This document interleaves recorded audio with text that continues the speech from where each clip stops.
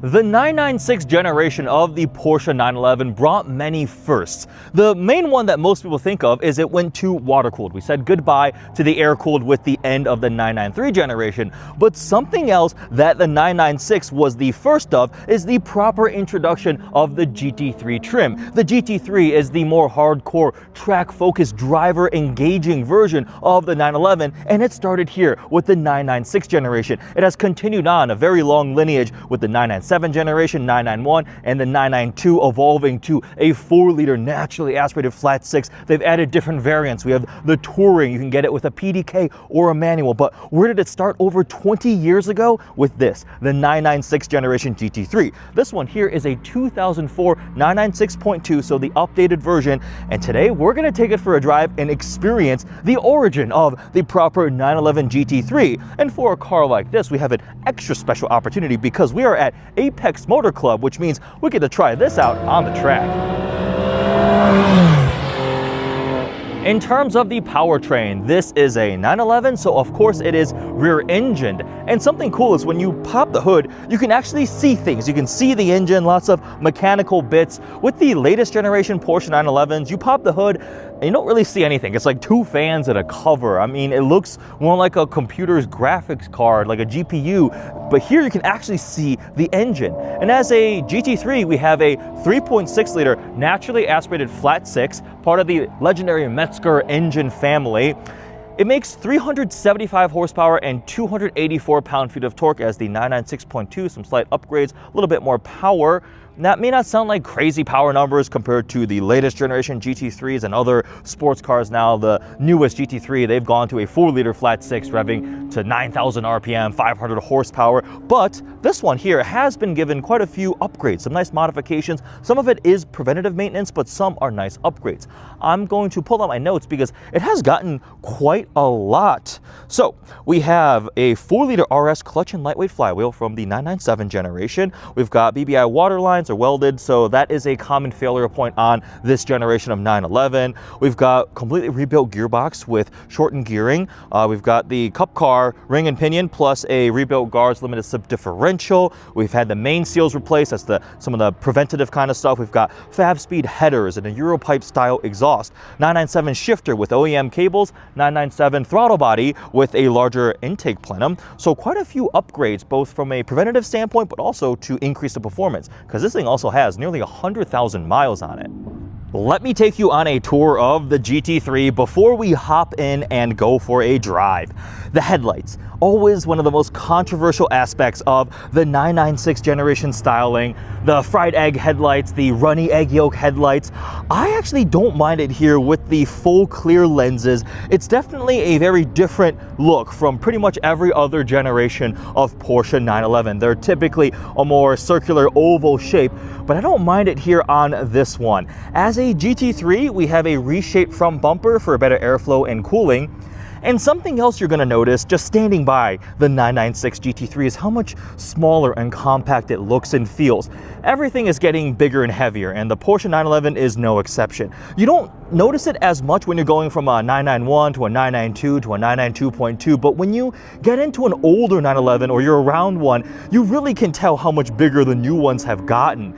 In terms of the overall shape, proportions, I mean, the 911 has evolved so gradually over time. It has the similar silhouette here, and the GT3 formula includes a fixed wing, not quite as big and massive as a GT3 RS. There was a 3RS of this generation 996, but we did not have it here in America. We have the fixed wing on here, the GT3 badge. I do love that plate, OG GT3. And something else to note is we have the split outboard exhaust, where on newer GT3s they went to the center exit dual exhaust. This one is slightly different, but unmistakably a 911. You've got a lot of those GT3 ingredients, a little bit more sporty, racy looking with the fixed wing here. Nice clean proportions. This spec is also very, very nice. Now let's check out the interior.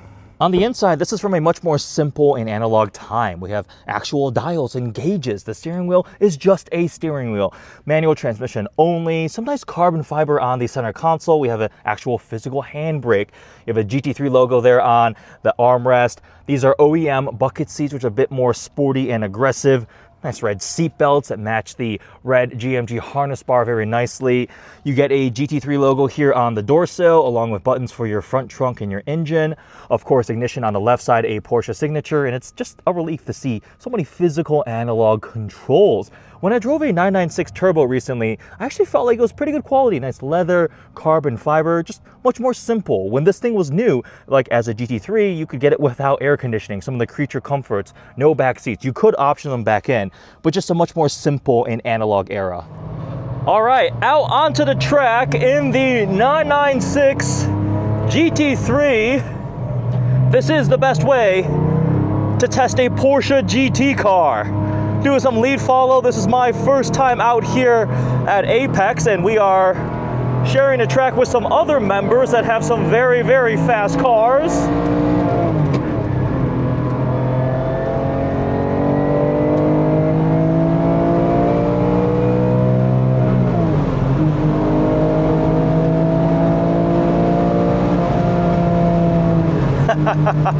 And the GT3. There's nothing like a Porsche GT3. It doesn't matter what generation, what combination, it's just a special car. There's a very distinctive feeling in a naturally aspirated manual transmission Porsche flat six. Initial impressions, the steering wheel feels a little bit too large diameter. I wish it was a little bit smaller. Not my absolute favorite aspect, especially when it's such a critical interface with the car. And also, even though the car is smaller, lighter, it feels a little more weighty from the steering, right? The newer stuff is very nimble, very responsive, lightning quick. A 991 GT3 is fantastic. But this one, you definitely feel like you're working harder, you're working more. It is a more analog experience. But I mean, the limits are still pretty tremendously high. This is a very, very capable car despite its age. It does not feel like a 20-year-old, 100,000-mile car. Not at all. Obviously, this one has had some work done to it to ensure it is up to shape, plus some improvements. But the clutch feel, the shifter, the closer space gears, this feels at home here on track. And that flat six. Oh ho ho. Oh yeah. Hard on the brakes. Turn in. And something else I've noticed with Porsche 911 GT3s across all the generations I've driven is you immediately get comfortable in them. I've only done like maybe 7 or 8 laps. I am getting a little bit of help with an instructor, doing some lead follow for the lines, but wow, wow, wow. This is lovely. A little too hot in there.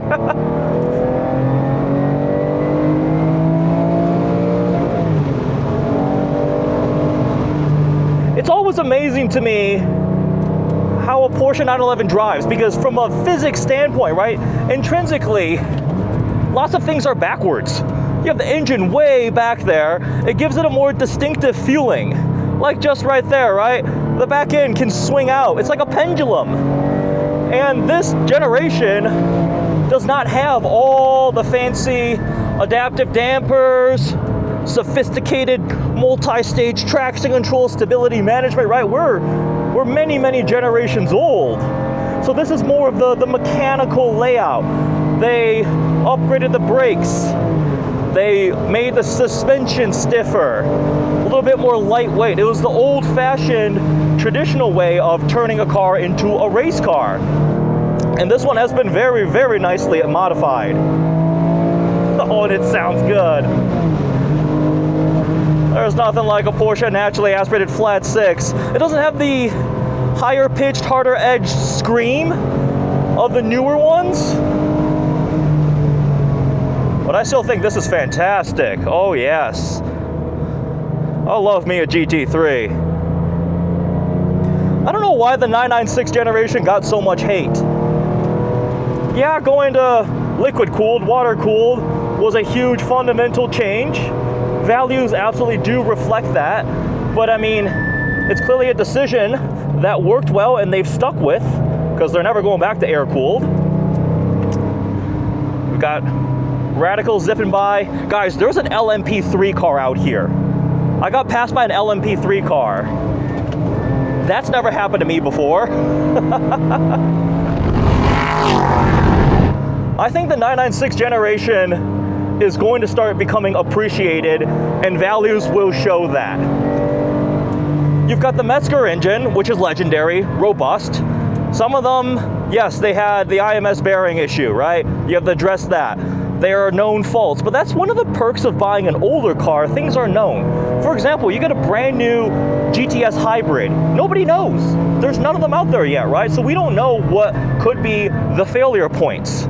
Whereas this car, you can do preventative maintenance. There are aftermarket parts. There's support. People know what to do, right? This is a known quantity. Oh, somebody went off. Big cloud of dust. This is so cool.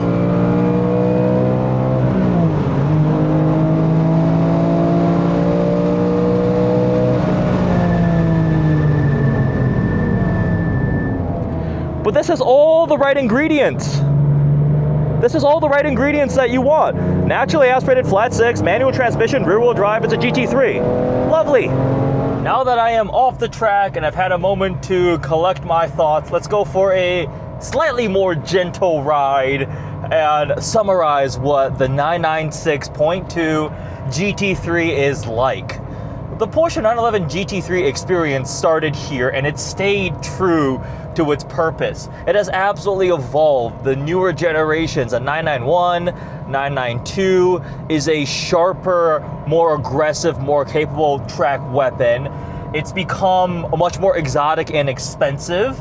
The 4-liter flat six is spectacular. It's one of my favorite engines in a Porsche GT3, revving at 9,000 RPM, the hard edge sound, the emotion experience.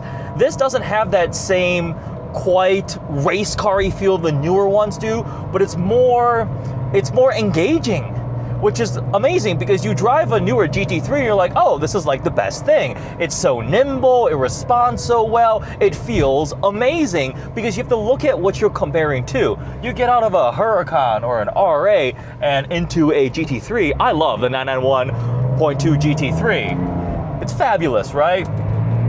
But then you get into an older one, like a 997, and it's just more, there's more going on. There's more feeling. And this one here, 996, is it perfect?